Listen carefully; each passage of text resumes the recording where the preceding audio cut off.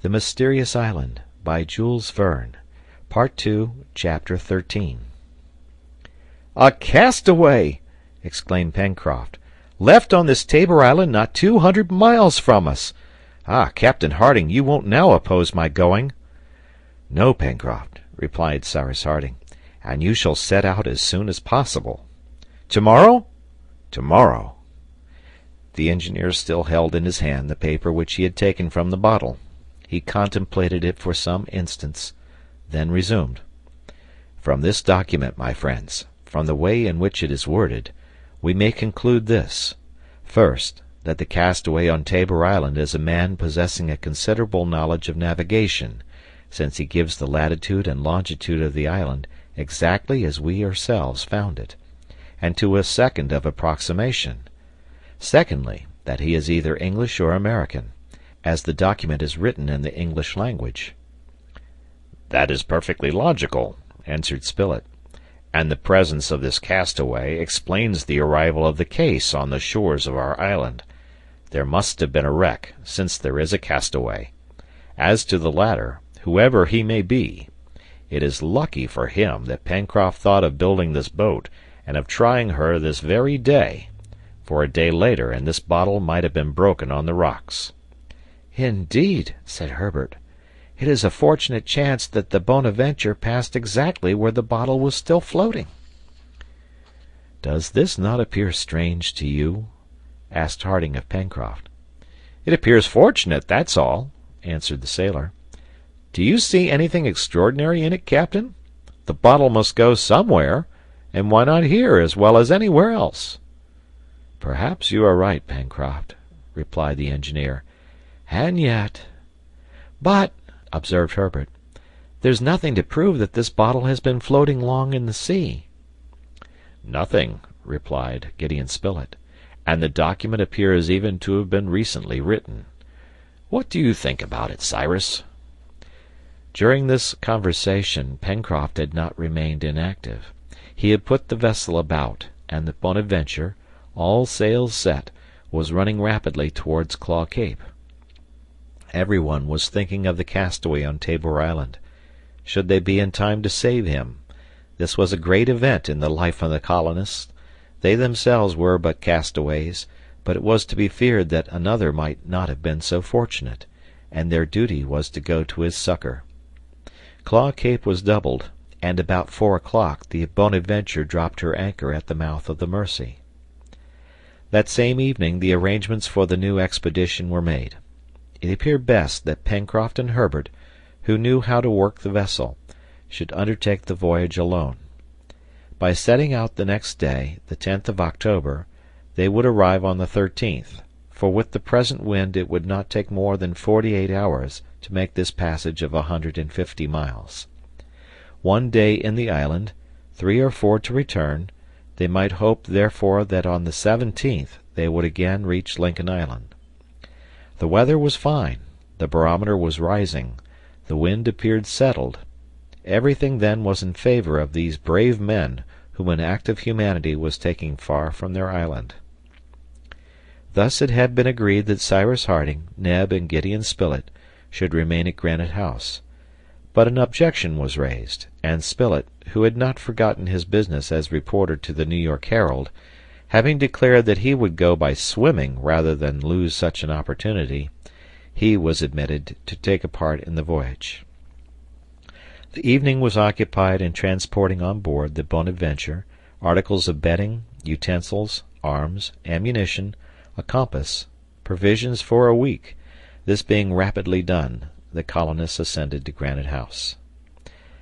The next day, at 5 o'clock in the morning, the farewells were said, not without some emotion on both sides, and Pencroft, setting sail, made towards Claw Cape, which had to be doubled in order to proceed to the southwest. The Bonadventure was already a quarter of a mile from the coast when the passengers perceived on the heights of Granite House 2 men waving their farewells. They were Cyrus Harding and Neb. "Our friends," exclaimed Spilett, "this is our first separation in 15 months." Pencroft, the reporter, and Herbert waved in return, and Granite House soon disappeared behind the high rocks of the cape. During the first part of the day the Bonadventure was still in sight of the southern coast of Lincoln Island, which soon appeared just like a green basket, with Mount Franklin rising from the center. The heights, diminished by distance, did not present an appearance likely to tempt vessels to touch there. Reptile End was passed in about an hour, though at a distance of about 10 miles. At this distance it was no longer possible to distinguish anything of the western coast, which stretched away to the ridges of Mount Franklin, and 3 hours after, the last of Lincoln Island sank below the horizon. The Bonadventure behaved capitally. Bounding over the waves, she proceeded rapidly on her course. Pencroft had hoisted the foresail, and steering by the compass followed a rectilinear direction. From time to time Herbert relieved him at the helm, and the lad's hand was so firm that the sailor had not a point to find fault with. Gideon Spilett chatted sometimes with one, sometimes with the other. If wanted, he lent a hand with the ropes, and Captain Pencroft was perfectly satisfied with his crew. In the evening the crescent moon, which would not be in its first quarter until the 16th, appeared in the twilight and soon set again. The night was dark but starry, and the next day again promised to be fine. Pencroft prudently lowered the foresail, not wishing to be caught by a sudden gust while carrying too much canvas. It was perhaps an unnecessary precaution on such a calm night, but Pencroft was a prudent sailor, and cannot be blamed for it. The reporter slept part of the night. Pencroft and Herbert took turns for a spell of 2 hours each at the helm. The sailor trusted Herbert as he would himself, and his confidence was justified by the coolness and judgment of the lad. Pencroft gave him his directions as a commander to his steersman, and Herbert never allowed the Bonadventure to swerve even a point. The night passed quickly, as did the day of the 12th of October. A southeasterly direction was strictly maintained. Unless the Bonadventure fell in with some unknown current, she would come exactly within sight of Tabor Island. As to the sea over which the vessel was then sailing, it was absolutely deserted. Now and then a great albatross or frigate bird passed within gunshot, and Gideon Spilett wondered if it was to one of them that he had confided his last letter addressed to the New York Herald. These birds were the only beings that appeared to frequent this part of the ocean between Tabor and Lincoln Islands. "And yet," observed Herbert, "this is the time that whalers usually proceed towards the southern part of the Pacific. Indeed, I do not think there could be a more deserted sea than this." "It is not quite so deserted as all that," replied Pencroft. "What do you mean?" asked the reporter. "We are on it. Do you take our vessel for a wreck and us for porpoises?" And Pencroft laughed at his joke. By the evening, according to calculation, it was thought that the Bonadventure had accomplished a distance of 120 miles since her departure from Lincoln Island, that is to say, in 36 hours, which would give her a speed of between 3 and 4 knots an hour. The breeze was very slight and might soon drop altogether. However, it was hoped that the next morning, by break of day, if the calculation had been correct and the course true, they would sight Tabor Island. Neither Gideon Spilett, Herbert, nor Pencroft slept that night. In the expectation of the next day they could not but feel some emotion. There was so much uncertainty in their enterprise. Were they near Tabor Island? Was the island still inhabited by the castaway to whose succor they had come? Who was this man? Would not his presence disturb the little colony till then so united? Besides, would he be content to exchange his prison for another? All these questions, which would no doubt be answered the next day, kept them in suspense, and at the dawn of day they all fixed their gaze on the western horizon. "Land!" shouted Pencroft at about 6 o'clock in the morning. And it was impossible that Pencroft should be mistaken. It was evident that land was there. Imagine the joy of the little crew of the Bonadventure. In a few hours they would land on the beach of the island. The low coast of Tabor Island, scarcely emerging from the sea, was not more than 15 miles distant. The head of the Bonadventure, which was a little to the south of the island, was set directly towards it, and as the sun mounted in the east, its rays fell upon one or two headlands. "This is a much less important isle than Lincoln Island," observed Herbert, "and is probably due like ours to some submarine convulsion."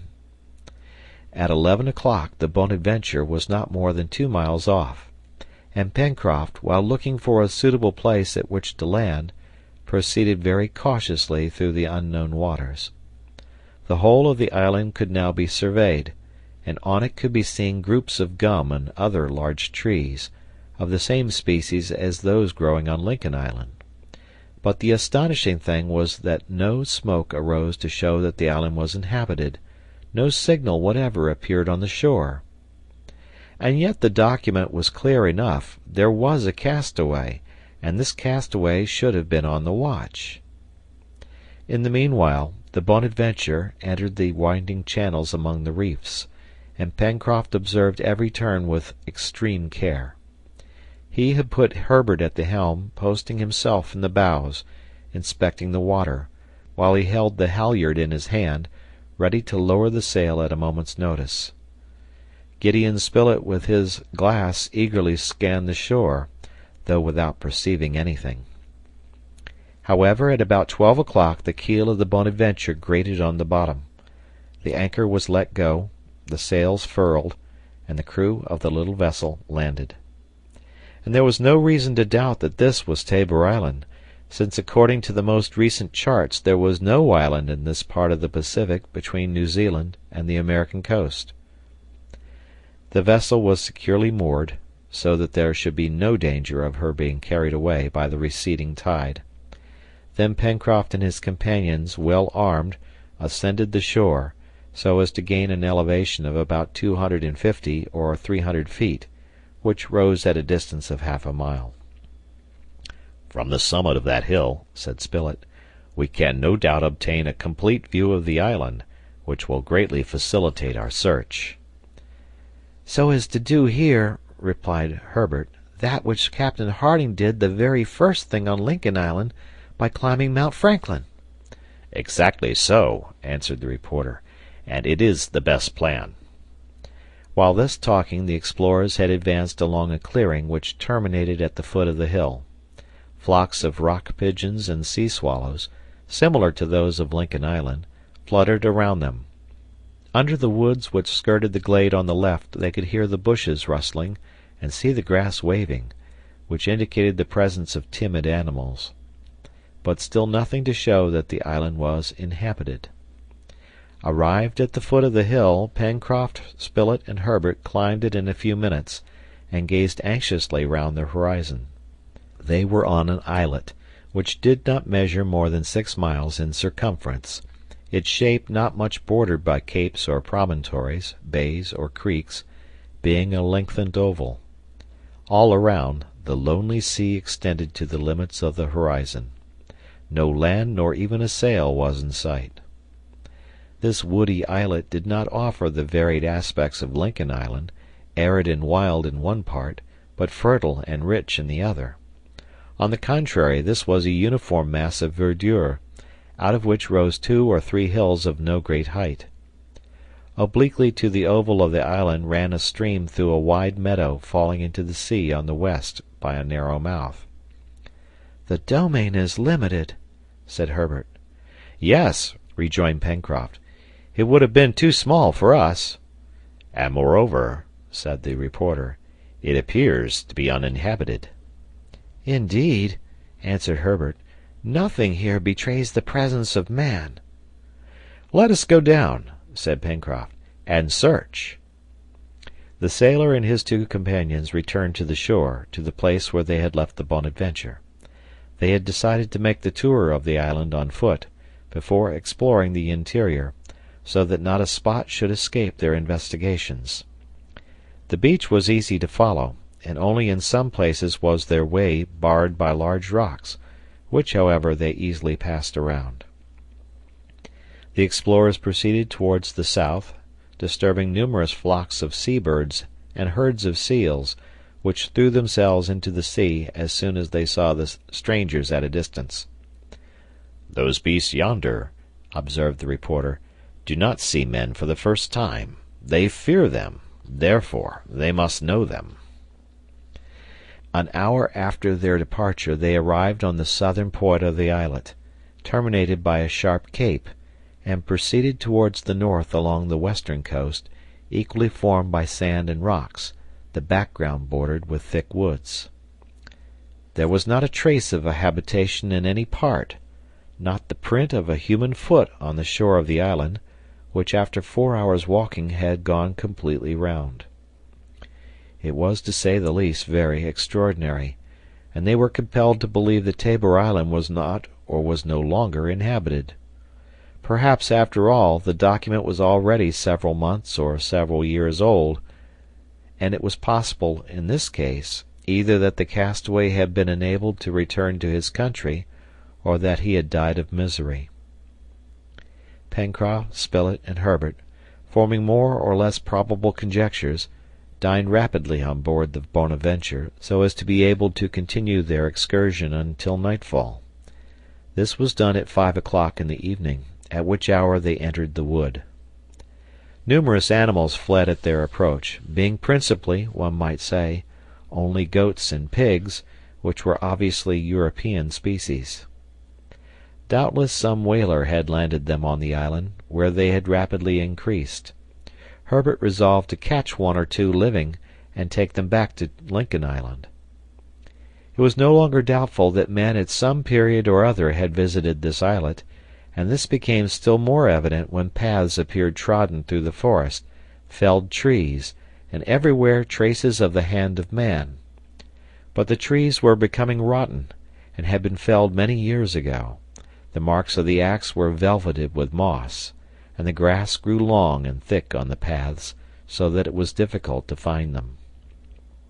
"But," observed Gideon Spilett, "this not only proves that men have landed on the island, but also that they lived on it for some time. Now, who were these men? How many of them remain?" "The document," said Herbert, "only spoke of one castaway." "Well, if he is still on the island," replied Pencroft, "it is impossible but that we shall find him." The exploration was continued. The sailor and his companions naturally followed the route which cut diagonally across the island, and they were thus obliged to follow the stream which flowed towards the sea. If the animals of European origin, if works due to a human hand, showed incontestably that men had already visited the island, several specimens of the vegetable kingdom did not prove it less. In some places, in the midst of clearings, it was evident that the soil had been planted with culinary plants, at probably the same distant period. What, then, was Herbert's joy when he recognized potatoes, chicory, sorrel, carrots, cabbages, and turnips, of which it was sufficient to collect the seed to enrich the soil of Lincoln Island. "Capital! Jolly!" exclaimed Pencroft. "That will suit Neb as well as us. Even if we do not find the castaway, at least our voyage will not have been useless, and God will have rewarded us." "Doubtless," replied Gideon Spilett, "but to see the state in which we find these plantations, it is to be feared that the island has not been inhabited for some time." "Indeed," answered Herbert, "an inhabitant, whoever he was, could not have neglected such an important culture." "Yes," said Pencroft, "the castaway has gone." "We must suppose so." "It must then be admitted that the document has already a distant date?" "Evidently." "And that the bottle only arrived at Lincoln Island after having floated in the sea a long time?" "Why not?" returned Pencroft. "But night is coming on," added he, "and I think that it will be best to give up the search for the present." "Let us go on board, and tomorrow we will begin again," said the reporter. This was the wisest course, and it was about to be followed, when Herbert, pointing to a confused mass among the trees, exclaimed, "A hut!" All three immediately ran towards the dwelling. In the twilight it was just possible to see that it was built of planks and covered with a thick tarpaulin. The half-closed door was pushed open by Pencroft, who entered with a rapid step. The hut was empty. End of chapter.